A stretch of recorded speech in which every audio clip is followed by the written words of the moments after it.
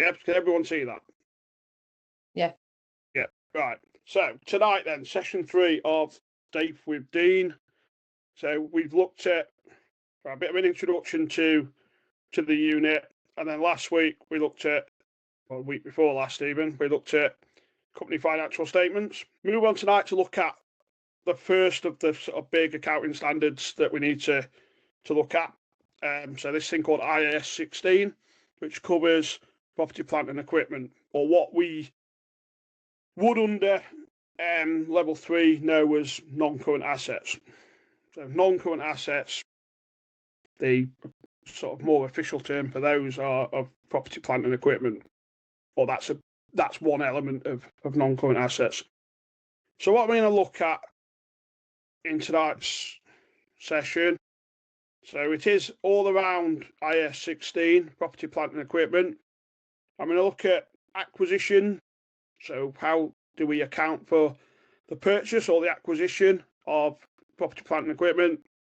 Look at depreciation, so how do we deal with depreciation of these assets, and then what do we do on disposal. And disposal, as we hopefully know from level 3, can lead to a profit on disposal or a loss on disposal. Now, the one thing that's on that slide there that is brand new to us is this concept of revaluations, of being able to revalue elements of property, plant and equipment, and how we account for the surpluses or the decreases in value as a result of revaluations. And then when we were looking the other week at sort of talking around company financial statements, we spoke about how under international financial reporting standards, there's a requirement for notes to financial statements. So one thing that's definitely required in those notes is disclosures around property, plant and equipment. So the more specific stuff around what type of depreciation you're using, what the actual assets are, something more than just, well, there's the value of property, plant and equipment. So almost the detail is in the notes. So we're going to explain the disclosures that are required for property, plant and equipment within your financial statements. So that's sort of the big picture of what we're looking at tonight.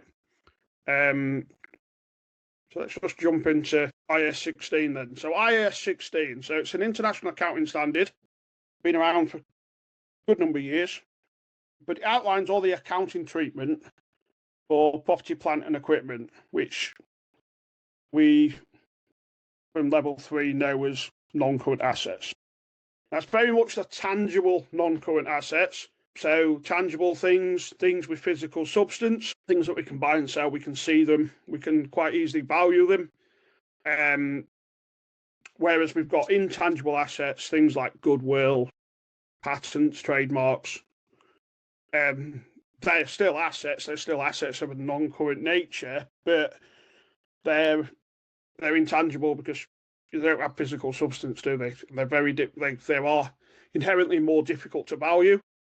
It's more difficult to value the value of a trademark or the value of a brand than it is the value of a piece of property. So going back to our knowledge from level 3, hopefully we know that non-current assets, or as we now know them, property, plant and equipment, is measured initially at its cost, which includes any costs that are directly attributable to bringing that asset into working condition. So the obvious thing is the purchase price. So the purchase price of the asset is obviously the obvious cost, but there's more to it than that. So it could be that you've got some delivery cost. It could be that if we're buying a piece of property, we've got a whole heap of legal fees in relation to the purchasing of the property. It talks there about direct labour cost. So if, for example, it was install a new racking system in a warehouse, for example, and you've got to buy the racking, that's the purchase price. Got to have it delivered, that's another cost. But then you've got to have somebody install it. Yeah, so the direct labour directly to install that is all part of the cost of that piece of property, plant and equipment. Testing and installation costs, so that could be third party. So the installation could be third party, or you could be using your own workforce to do it.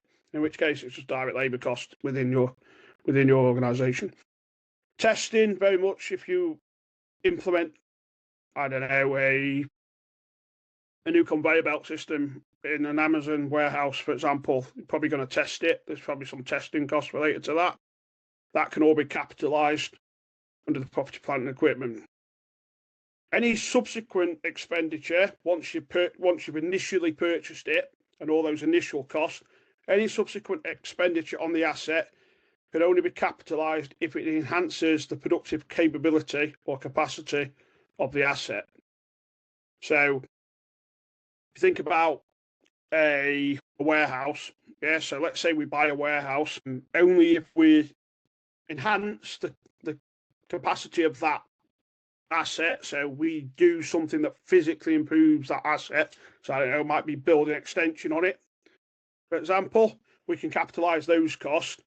General, I don't know, redecoration costs, repaint the floor on the warehouse, that sounds very much like a revenue cost. It's not a capital cost, because it's not enhancing, it's almost repairs and replacement. That can't be capitalised, that's just revenue expenditure. Only capital expenditure can be capitalised. And then, as we know from level 3, the total cost, whatever the total cost is, that's what we use that number. We depreciate that over what's known as a useful economic life of the asset. So if we've got £100,000 worth of cost and we've got a useful life of 10 years, and we're using straight line, we're just 10 years, 100,000 over 10 years, 10,000 a year, depreciate it to be worth nothing in that example at the end of its economic useful life or useful economic life. So that's nothing that we don't already know, hopefully. So the first example of tonight, get your brains working a little bit. So what we've got, it's got Bella Limited purchased a new juicing machine for their cafe on the 1st of January 20X3. The machine had a purchase price of £2,000. Bella incurred delivery charges of £85 and installation cost of £150. In order to make sure their staff knew how to use the machine, the supplier also provided training at a cost of £300, and Bella paid for all of those costs up front. Identify the accounting entries that are required to record the acquisition of the new item of equipment and associated cost. So I'll give you a few minutes to have a think about it, and if anyone wants to help me out a little bit, that'd be good. This is where I don't even attempt. I'm going to let everybody else have a go. I'll just stick it all in.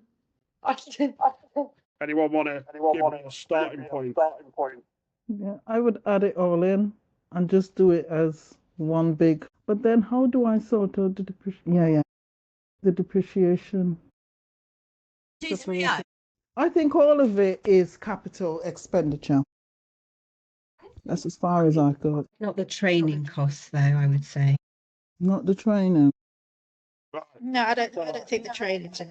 How would I use it without training them? That's what I don't know. Yeah, right, let's have a look then. So we've got some conflicting ideas around whether or not it's all of it or just part of it. So my view is that the training cost are not part of the asset, yeah. Because you can use it, can't you? You could use it without the training, couldn't you? You could use it. Remember what we're saying. It's to bring it into working condition. To bring it into working condition, you can work that juicer without me requiring the training. Yeah. So the asset cost for me, yeah, is the purchase price, the delivery cost, and the installation cost. That's the asset cost. Now you also need to account for the fact you do have training cost. So that's what I would do. Yeah, assuming I paid cash. Yeah, so debit the equipment cost. Yeah, debit training expense and then credit cash. Yeah, because it's in order to make sure the staff knew how to use the machine. Well, it's a juicer, right?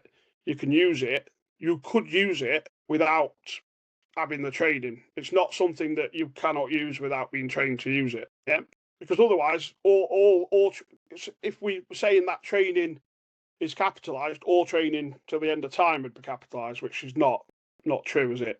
Yep. Okay, right. So that's how we deal with acquisition cost of property, plant and equipment. What do we do in terms of depreciation? So we've acquired it. We're now going to start using it. So depreciation, what is it? Yeah. Now, I understand that some people will know this, and I'll also almost be teaching you to suck eggs, but I think it's important that we understand what depreciation is. So depreciation is consumption or usage of a non-current asset in the accounting period, which is spread over the useful life or to the business. Yeah. Depreciation of an asset begins when it's available for use. So not necessarily when it was initially purchased, but when it becomes available for me to use it. Yeah. And it's very much about that consumption and usage. Yeah, because as we know, we might spend £100,000 on an asset. We don't want the entire asset cost hitting profit and loss in the year. Yeah, we only want the usage of that asset charging to profit or loss in the year, because it's really about that whole accruals concept of accounting. You've got some revenue, and that revenue is ultimately generated from some sales and some use of some assets. Yeah. So you're using the assets to generate the revenue. So therefore, you only want the cost of those assets that help generate that revenue, rather than all of the cost of that asset over all its life. Because if you took the whole cost in the first year, then that asset's being used to generate revenue in the second year, for example. Where's the cost? Yeah, so it's about charging consumption or usage of the asset in the right accounting period. So that's depreciation. Useful economic life. Yeah, the period over which you are going to get economic benefits from that asset. So the period over which economic benefits are expected to be derived from the asset. Now, that is very different, potentially, from how long you're actually going to keep the asset, potentially. Yeah, you might keep it for 10 years, but it might deliver no benefit to you after 5. Yeah. So just because an asset reaches the end of its economic life doesn't necessarily mean that you're going to get rid of it. So, for example, cars. Most companies might say the economic useful life or useful economic life of a motor vehicle is 3 years. Doesn't mean it's worthless after 3 years, and it doesn't necessarily mean you're going to dispose of it after 3 years. It just means you're going to write down the value over its economic life. And then this final concept, residual value. Yeah, the amount that the asset is expected to be sold for at the end of its useful economic life. So motor vehicles, they're always worth something, aren't they? So you might say, initially, you might purchase a motor vehicle for, say, £30,000, and then say, well, after 3 years, we expect to be able to sell that vehicle for, say, £10,000. Yeah. So then when we look at depreciation, we're not depreciating from 30,000 to nothing. We're depreciating from 30,000 to 10,000, because that's what it's going to be worth at the end of its useful economic life. So methods of depreciation. So hopefully we've looked at this at level 2, certainly on the FAPS unit at level 2, talk about depreciation quite a bit.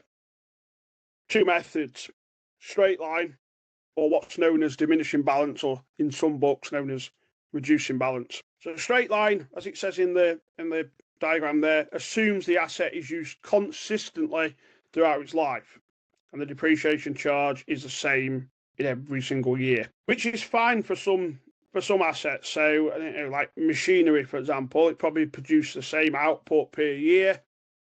Yeah, so it's used consistently throughout the life of that particular piece of machinery. Diminishing balance, yeah, assumes an asset's used less and less the older it gets, and depreciation charge falls per each year. Now, certainly in my accounting life and my practical experience out in the industry, diminishing balance is generally used for motor vehicles, because motor vehicles generally lose all their value in the first year, 18 months. And once it gets to 3, 4, 5 years old, it's still losing value, but not as quickly. So straight line's good for some assets, diminishing balance, great for some other assets. Yeah. The key thing is straight line, you're almost depreciating to a number, whether that's your residual value or nothing. diminishing balance will never hit nothing, will it? Yeah, it'll be a long, long time before you get to absolutely zero. Well, you'll never get there. Yeah. So straight line, two ways of calculating straight line. Cost minus residual value, then divide it by the economic useful life, or the useful economic life, which in AAT world would be given to you in the question. Yeah, they would say this asset, well, they might ask you to calculate what the cost of the asset was. You're going to dispose of it after 5 years. So it's got a useful economic life of 5 years, residual value of whatever that residual value is. So you can do cost minus the residual value, divide by the useful economic life. Or other questions might just tell you it's 20% straight line, in which case cost minus residual value multiplied by whatever the straight line percentage is. Same every single year. So the key thing there is once you've worked it out for year 1, year 2 is the same number, year 3 is the same number. The only time it changes is if you get a disposal or an acquisition mid-year, in which case you might need prorated depreciation. But the full annual total is the same every single year. Diminishing balance then, slightly different way of calculating that. Instead of doing it based on cost minus residual value, you're doing it on the carrying amount of the asset. Remember, carrying amount, as it says on the slide, calculated as cost of the asset less any accumulated depreciation charged to that point. Yeah, so accumulated depreciation, for those that are unaware of what accumulated depreciation is, it's essentially built up depreciation on that asset. So it's the year 1 depreciation plus the year 2, 3, 4, up to the current date. So if we can work out the carrying amount and then just multiply it by whatever the diminishing balance or the reducing balance percentage is, and that'll get you the value of depreciation to charge in that particular financial period. And once you've worked out the depreciation charge, it's recorded into the account simply as a debit to depreciation charge, which is an expense on your statement of profit or loss, and a credit to accumulated depreciation on your statement of financial position. Now, it's important to say at this point, it is not a credit to your asset account. Yeah. So when you purchased the asset, or acquired the asset, you debited some asset account, be it, I don't know, motor vehicles at cost. Yeah. So you debited that asset and credited the bank or payables or however you paid for it. What you don't do is credit the asset at cost account for accumulated depreciation. We want to store that accumulated depreciation, we want to account for that accumulated depreciation separately, so we can see what the depreciation is on the assets. When we do the carrying amount, we're going to take both of those two numbers, obviously. The initial cost, yeah, and the accumulated depreciation, offset the accumulated depreciation against the cost to get the carrying amount. But they are accounted for as separate concepts. Accumulated depreciation, initial cost. So another example for you, I'll give you a few minutes to have a look at this one. Jessica buys a machine for £3,800 on June the 30th, 20X9. She estimates she'll be able to sell it for £50 in 15 years' time. What's the depreciation charge? Based on what I've told you up to now, what's the annual depreciation charge that will be recognised in the year-end accounts, the 31st December 20X9? Even I can do that one. Yep. Yay, I got the answer. And it's the same as everyone else's. Go on then, Emma. What we got? 50. How many? 50. Is it 250? Oh, there you go. That's what I got anyway. I get where you've gone with it, but is it 250? Well, see, everyone else has got 250. Because it's not 250. Oh, well. It's 125. Yeah, I know what you did to get 250. Oh, because it's half the year. It's half the year. See, Because what do we always say? Yeah, so we acquired the machine on the 30th of June. So we've only had the asset for 6 months. So rightfully, you would only charge 6 months worth of depreciation in that first year. The question. That's why I put that question, because it is very much about everyone can do that. But then you have to divide it by But 2. most people can do that. So they can work out the fact that you bought the machine for £3,800. I can't break. Okay. The residual value is 50. You're 15 years, so you do 3,750 over 15 to get 250 to get 250 a year, but you've only had it for 6 months. You have to prorate it down. You have to prorate it down, so you just want half a year. Yeah. 125. Yeah. Okay. So, so that's we've acquired this asset. We've just depreciated the asset. Now, obviously, we can do reducing balance. I've not done an example for that, but you can do reducing balance instead of straight line. At some point, you're going to get rid of it. So you're going to do this thing known as a disposal. Disposals, certainly within the PAPS world and within the level 4 drafting and interpreting world, is where students generally struggle with what do I do in terms of disposals. So got a number of steps, which I'm going to walk you through of how I would deal with disposal. So step 1, remove the cost of the asset. So take the cost of the asset out of whatever the non-current asset account was, yeah, and transfer it to a disposal account, yeah.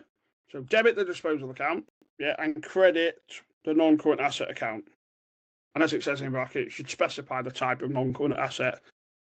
This is very generic, but if you were disposing of a motor vehicle, it'd be the motor vehicles at cost account. Or if you was getting rid of property, freehold property at cost or whatever it'd be. The disposal account, yeah. Generally, we have one disposal account. We don't have like a disposal of motor vehicles, we just have a disposals account. So once you've removed the cost, then remove the accumulated depreciation. Yeah, so accumulated depreciation, you're going to debit the accumulated depreciation, again, specifying the type of asset that accumulated depreciation relates to. So accumulated depreciation of motor vehicles or motor vehicle accumulated depreciation. Yeah, and then credit the disposals account. So the same disposal account you've just debited the cost to. That's step 2. Step 3, record any disposal proceeds that you've received into the disposals account. So the money will come into as either physical cash or more likely into your bank account. So you can debit cash or bank and credit the disposals account. Yep. So now you've removed the cost, you've removed the accumulated depreciation, and you've dealt with any proceeds that you received on disposal. Now, I know before somebody jumps in and says, well, what about part exchange? This is a simple example. There is no part exchange in this particular simple example. But step 4, you're then going to transfer the remaining balance on the disposals account. So you'll balance your disposals account, transfer the remaining balance to the statement of profit or loss. So debit disposal, credit statement of profit or loss if you've got a profit on disposal, or if you've got a loss on disposal, we debit statement of profit or loss, credit disposals. Yeah, depending on whether, like I say, whether you've got a profit or loss on disposal. Yeah, you can work that out from the balancing number, balance the account, and depending on what side of the account your entries on, depends on whether it's a profit or loss. Yeah. So what's the calculation then look like of a profit or loss on disposal? So again, you can do it in the disposals account. So you can put all the entries into the disposals account and then look, whether you've got credit or debit entries, where the balancing entry goes, or you can just draw it out. Yeah. So proceeds less your carrying amount. So whatever your proceeds were, so we received £100,000 for selling an asset. What's the carrying amount? So what was the cost of that asset initially? So I don't know, might have cost £200,000. Accumulated depreciation might be £75,000. Yeah, so we've got a carrying amount of £125,000. We've just sold it for £100,000. Have we made a profit or a loss? Well, 100,000 minus 125 is negative 25,000, which means we've made a loss on disposal. Yeah. Equally, you could have proceeds of 100,000, cost of 200, accumulated depreciation of 150. Yeah. you've now got a carrying amount of 50,000, proceeds of 100. You've made a profit on disposal of 50,000. I think sometimes it's useful just to write it out. Yeah, just to know whether or not what you've done in your T accounts, you've got your entries the right way around. I think sometimes just draw it, literally. Well, that's what they're the proceeds. That's the carrying amount. One from the other. Is it a profit or is it a loss? And does that relate? Does that match back to what I've got in my T accounts? It's just that another way of checking that you've done it right. Sample 3 then. So we've got this scenario here. Vintage Limited bought a machine 1st of January 2010 for £10,000. It depreciates machines on a straight line basis over 5 years with no estimated residual value. And on the 31st of December 2012, Vintage Limited sold the machine for £7,000. Calculate the profit or loss on disposal. So I'll give you a few minutes to have a think about that. You can either draw it out in a bunch of T accounts, or you can just do a very simple, there's the proceeds, there's the carrying amount, and there's the profit or loss. Whichever way works. And if anyone wants to jump in with what they think the profit or loss on disposal would be, feel free. So, do we think we got a profit or a loss on disposal? Anybody? There's a profit. You think there's a profit? About how much? 1,000. Let's see whether you're right. Have you not done the calculation? Yeah. Oops. Gone one step too far. 3,000. So, proceeds were 7,000. The cost was 10,000, wasn't it? You got 3 years worth of depreciation because you've got all of 2010, all of 2011, all of 2012. So your carrying amount of your asset was your cost 10,000 minus 3 years of depreciation at £2,000 per year. So at the end of 2012, the carrying amount or the net book value of your asset is £4,000. But you just sold it for £7,000. Yeah. So you've got a profit on disposal of £3,000. I know where you got the £1,000 from. What you've done is 3 years depreciation, 6,000, and then gone, I've sold it for 7. 7 minus 6 is 1. I get where you've gone with it. And to be honest, that's quite typical. I've seen lots of students do the same thing, but ultimately, your profit or loss is start with the proceeds. What did I get? I got 7,000. What's the current net book value of the asset? So that's another word for carrying amount, which is the cost minus any accumulated depreciation to that point. So cost is 10,000, 3 years depreciation, straight line, £2,000 per year. So the asset, the carrying amount of the asset's 4,000. Check that off from the proceeds, and you've got a profit of 3,000. Make sense? Hopefully, easy when you see it written down like that, right? It's always easier when someone else does it. Absolutely, it is totally right. The new bit then, the bit that scares lots of people in this exam because it's the bit they don't know. Yeah, it's the bit that's totally new is around revaluations. So the first thing to say is IAS 16, which is a big international accounting standard around property, plant and equipment, permits the revaluation of what's known as PPE, property, plant and equipment. However, it's massively important to say it is not compulsory. You do not need to revalue your property, plant and equipment. Yeah, it's not compulsory. Lots of businesses do it, and there's lots of reasons why you would do it, because ultimately, what do you want on your statement of financial position? A true and accurate reflection of the value of your assets. So if I bought a property 20 years ago, what I paid for it is not a true reflection of what it's currently worth, is it? Property 20 years ago, you could have bought in certain parts of the country, you could have bought a house for £5,000 20 years ago. You can't buy a house for £5,000 now. Yeah. Now, the rules for revaluations, should you decide to do revaluations, is a company must revalue all assets within the class or category that you are revaluing. So if you are revaluing if you're revaluing a piece of property, all property needs to be revalued. If you're revaluing a motor vehicle, all motor vehicles need to be revalued. Yeah, you cannot do selective revaluation of assets. So you can't say, well, we own 10 properties and I want to revalue that one, but not the other 9. No, you've got to revalue all 10 properties. Yeah, so you can't be selective about which you can be selective about which class of assets you revalue. So you could say, we're going to revalue property, but we're not going to revalue motor vehicles. But if you revalue property, you must revalue all the property.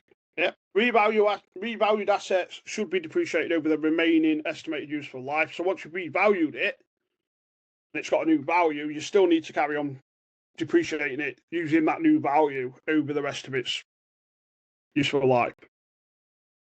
And if you do revalue, it's not a one-off event. So if I revalue my property, then we should revalue it at regular intervals.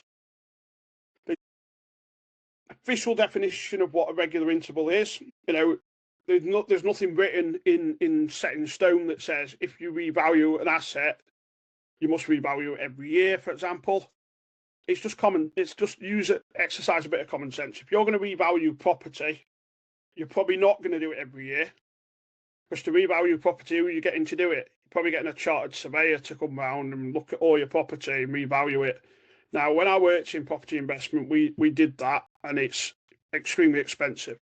Yeah, like 50, 60, 70,000 pounds to value an estate of property. You're not going to do that every year.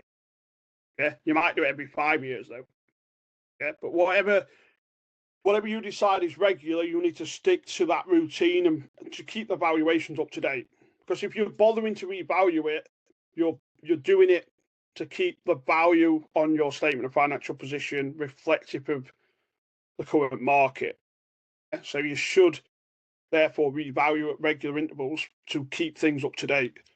It's not compulsory though. There's lots of businesses don't do it. Big businesses definitely would do it. So big PLCs definitely do revaluations all the time. Well, I say all the time. Every couple of years they'll revalue their entire property estate. Every couple of years, yeah, which is a big piece of work for if you're Amazon, for example, with all the warehouses they've got and all the other bits and pieces they've got from a property, plant and equipment point of view, revaluing all the assets is a significant piece of work. So when you revalue property, plant and equipment, one of two things can happen. Yeah, you can either increase the value, or increase what's known as a carrying amount.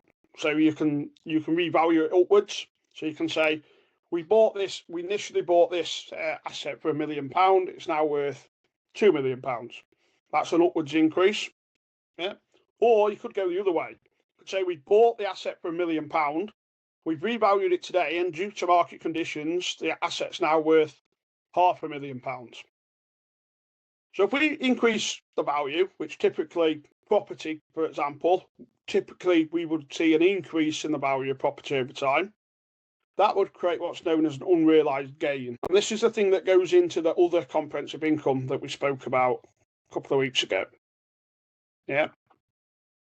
So it appears in other comprehensive income, in your statement of profit or loss and other comprehensive income. And it also appears within the equity section of the statement of financial position in the value of the revaluation surplus. So two things you're going to do. Ultimately one set of things you're going to do. You're going to debit your asset account, to increase the cost to whatever the new valuation amount is. So that's the initial cost of the asset. So you're going to increase the initial cost, and then you're going to debit accumulated depreciation, and you're going to remove all accumulated depreciation to date. Yeah, so all accumulated depreciation on that asset up to that point, you're getting rid of. Yeah, and then the balancing number is going into the revaluation surplus. which, if you've seen an increase in the carrying amount, would be to record the gain in the value of the asset. Yeah. So debit the PPE asset account, so the initial cost to increase the cost of the asset. Debit accumulated depreciation, remove all accumulated depreciation to date, then credit revaluation surplus to record the gain in the value of the asset. Yeah. So, little example for you. So on the 31st of December 20X2, Earl Grey PLC revalued the building. The building initially cost, or originally cost, £5 million, had an estimated useful life of 50 years with no residual value. Accumulated depreciation at the date of the revaluation was £1 million.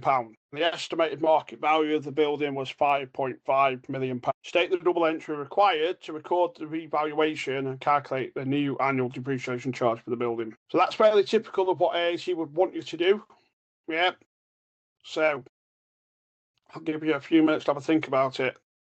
Yeah. So got a building that we bought for £5 million. Estimated useful life of 50 years. No residual value. On the 31st of December 20X2, we're going to revalue it. Accumulated depreciation at that point is £1 million. And the estimated market value of the building is £5.5 million. Yeah, what are we going to do to record the revaluation? Any ideas? Not a Scooby. Not a Scooby. Right, let's have a look then. Not me. Right.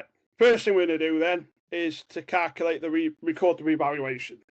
So we need to get rid of, we need to debit the building asset account for £500,000, which is the difference between what it's worth now. So the £500,000 we're debiting to the building asset account, which is the asset cost account. That's the increase in the value. Yeah. So we bought it for £5 million.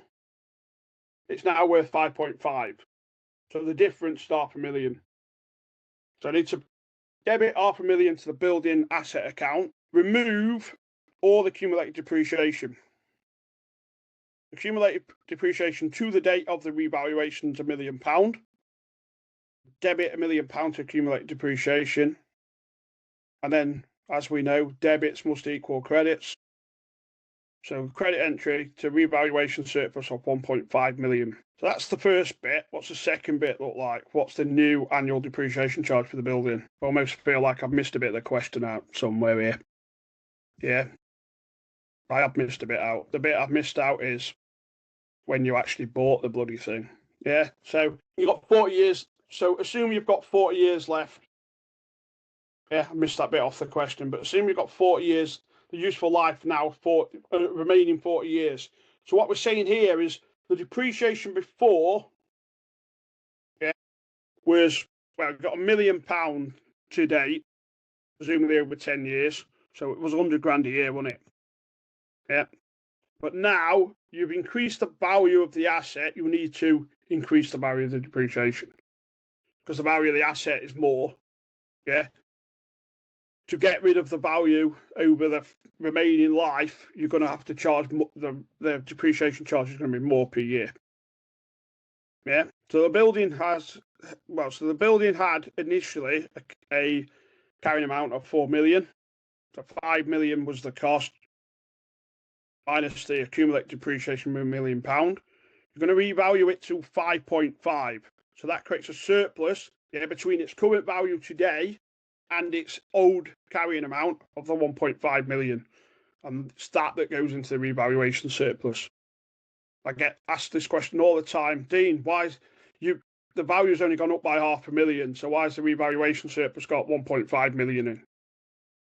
Because ultimately, on paper, at the point of the revaluation, the building's worth 4 million. 5 million you paid for it, plus the £1 million of depreciation, accumulated depreciation to that point. So on paper, that building's worth 4 million. It's now just been revalued to 5.5. And it's that difference that sits in the revaluation surplus. Yeah. Similar but slightly different concept is if you see a decrease in the carrying amount. So was worth 5 million, now worth 4. What that creates is what's known as unrealised loss. And the first thing you should do is recognise that against the revaluation surplus. So if you have any revaluation surplus, current value in revaluation surplus, then you should use that first. Yeah, so reduce the revaluation surplus by debiting the revaluation surplus. If not, then you're just going to send it straight to the statement of profit or loss. Yeah, so it just becomes a charge in the year. Yeah, so you're going to debit revaluation surplus or statement of profit or loss, depending on whether or not you've got anything in the revaluation surplus that you can relieve this loss against. That recognises the fall in value. The other entries almost the same thing. So you're going to debit accumulated depreciation to get rid of all the accumulated depreciation to date, and the credit entry is to the asset cost account to record the loss in value. Yeah, so you've seen a reduction in the initial value of the asset. My final example then. So several years ago, Lapsong Limited revalued a building to £3 million, recording a surplus of £100,000, which is held within a revaluation surplus. On the 31st of December 20x2, the accumulated depreciation on the building was £400,000, and at that date, a surveyor advises the building was now worth only £2 million, with a remaining estimated useful life of 20 years.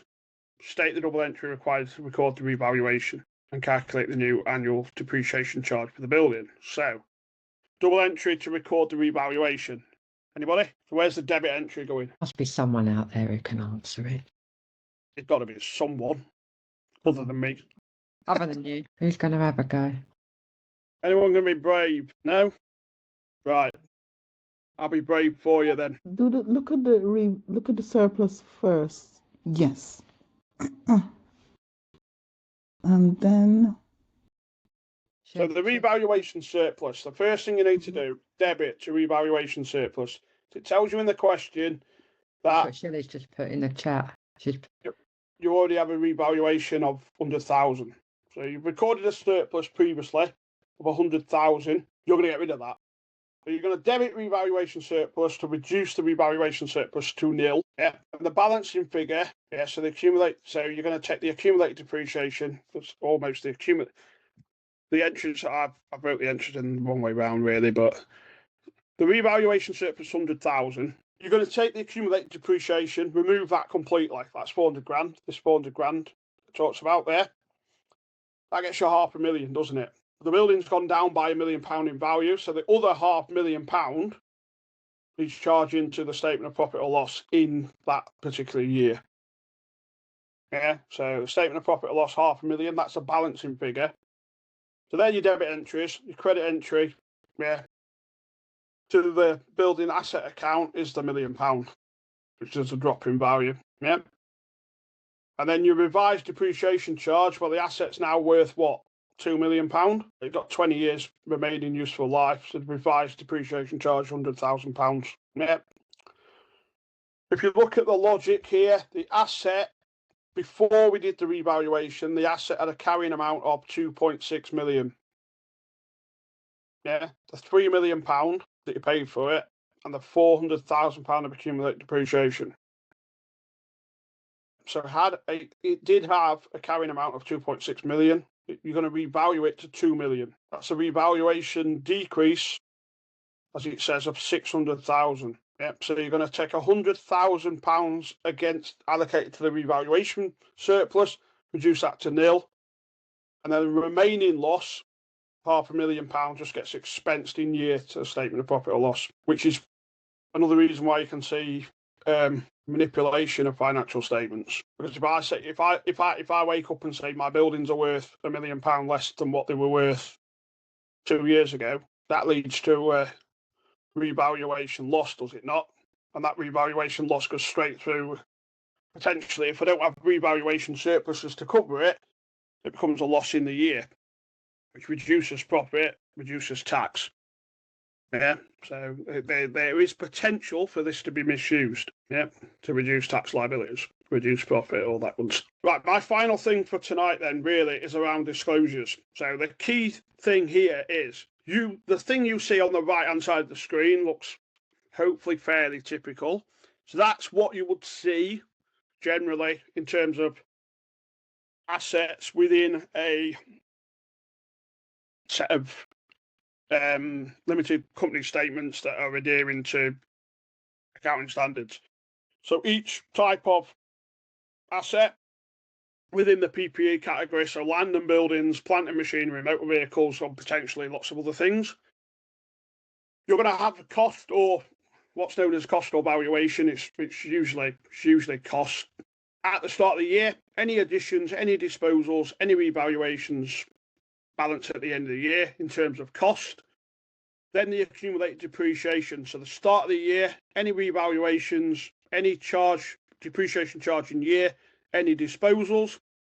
What's the closing balance of accumulated depreciation? Cost minus accumulated depreciation give you the carrying amount. So you're going to have the carrying amount at the end of the year, carrying amount at the beginning of the year. Yeah. So that's what you've got, but that's great. But all that tells you is what's the carrying amount of all our land and buildings. What it doesn't tell you is the detail behind that. Yeah, so what land have we acquired? What land have we disposed of? What land have we revalued? Yeah, it doesn't tell you that. All it tells you is that you've revalued some land, some plant and machinery, some motor vehicles. You've bought some, you've sold some. It doesn't really give you the detail. So the notes are required that details all the changes in the cost and accumulated depreciation account balances of each type of property, plant and equipment since the last reporting date. And the main things we're looking for are what are the depreciation methods and rates in each major class of asset. At a very minimum, we should be saying we're using straight line depreciation on land and buildings over 50 years, for example.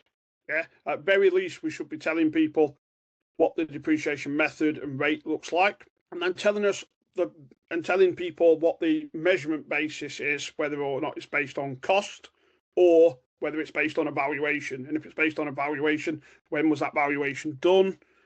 How old's the valuation? When's the next revaluation? All that sort of information should be in the notes.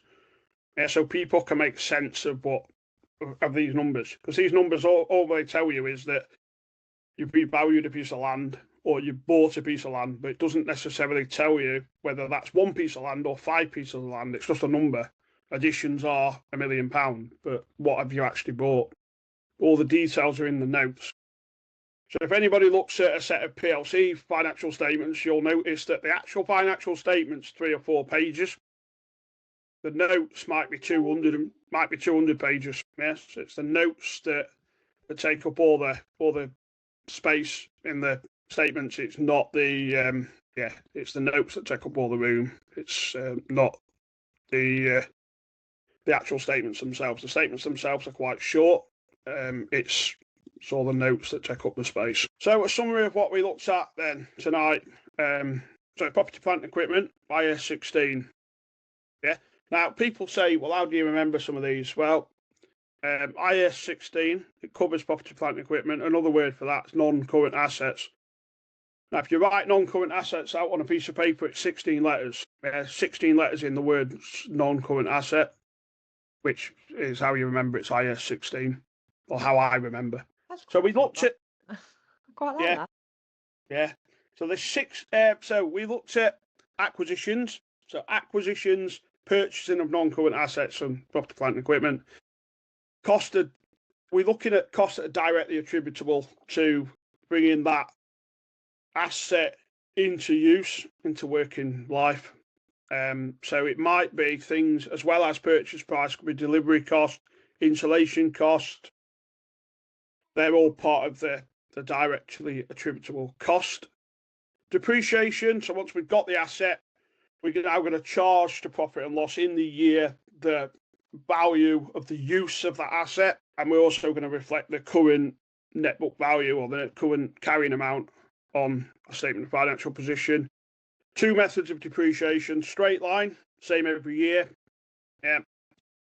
Diminishing balance, you're given a percentage and you're just going to depreciate based on the carrying amount. So you can set the carrying amount, apply the reducing balance percentage or the diminishing balance percentage to that to get the current annual depreciation charge. Remember to read the question. If you acquired mid-year, certainly at level 4, it won't say things like it says at level 3, full years, full years depreciation in the year of purchase and all that. It won't say that at level 4. It will want you to assume that you've acquired it mid-year. Therefore, you're only going to charge depreciation for the period of time you've owned the asset. Yeah. Revaluations. So, yeah, we talked about revaluations and how you can revalue certain assets in the PPE world. It's not compulsory. Lots of businesses do it, especially around property, because property, you don't buy property and hold it for a couple of years. You buy property and you might hold it for 20, 30 years. The value of property traditionally has been quite explosive. If you bought a property in the 80s, what it's worth now is very, very different. It wouldn't make sense to still hold it on your statement of financial position at the value you paid in the 80s, because that's not a true reflection of the value of the asset, is it? Revaluations can go up or down. Up into revaluation surplus, so you just put it into the revaluation surplus, which is a form of other comprehensive income. And it's a form of equity on your statement of financial position. If you see a revaluation loss, relieve it against your revaluation surplus. If you can't fully relieve it against that, then unfortunately it's going to the statement of profit or loss as a loss in that year. Disposals, proceeds minus carrying amount, that's ultimately that's work out whether you've made a profit or loss on disposal. So take the proceeds, whatever you physically received, take off the current carrying amount before the disposal, and that will tell you whether, if that number is positive, yeah, you've made a profit on disposal. If it's negative, i.e. carrying amount's higher than proceeds, you've made a loss on disposal. And then finally, any questions? Just open it up for any questions anyone might have.